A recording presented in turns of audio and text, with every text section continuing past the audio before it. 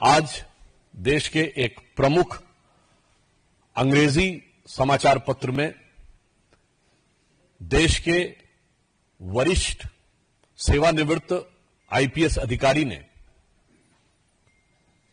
एक आर्टिकल लिखा है जो उन्होंने वर्तमान समय में विश्व में सुरक्षा को लेकर हो रही गतिविधियों और भारत पर उसके पड़ने वाले प्रभाव की तरफ ध्यान आकृष्ट किया है। आप सभी को ज्ञात है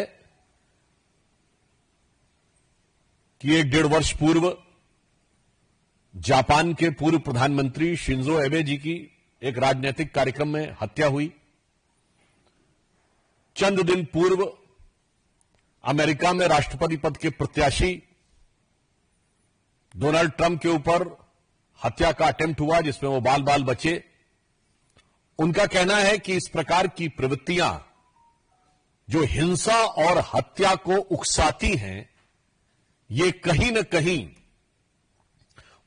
उन बयानों से प्रेरित हो जाती हैं जहां राजनीतिक दल अपने तात्कालिक राजनीतिक स्वार्थ में, शॉर्ट टर्म पॉलिटिकल बेनिफिट के लिए हिंसा और हत्या के शब्दों का प्रयोग करना चाहते हैं।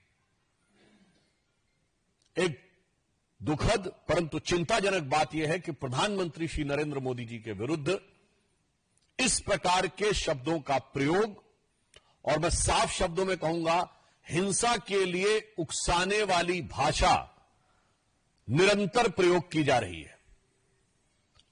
अभी आपको ध्यान हो, कांग्रेस के नेता प्रतिपक्ष राहुल गांधी जी ने चुनाव प्रचार के दौरान पिछले वर्ष कई बार अपमानजनक शैली में मोदी जी के लिए मारना, डंडे मारना इत्यादि शब्दों का प्रयोग किया। यहां तक उन्होंने बोला कि अगर काफिले पे कुछ फेंका गया तो कुछ और फेंका जा सकता है, यानी फेंका जाना डर के समाप्त होने का प्रतीक है। इसका मतलब कि किसी भी नेता के काफिले के ऊपर कुछ भी होना चाहिए। याद करिए कि जिस समय प्रधानमंत्री जी पंजाब के दौरे पे गए थे 2021 में, जिस ढंग से उनके सुरक्षा घेरे को तोड़कर उनकी सुरक्षा के लिए एक बहुत खतरनाक स्थिति का निर्माण किया गया था।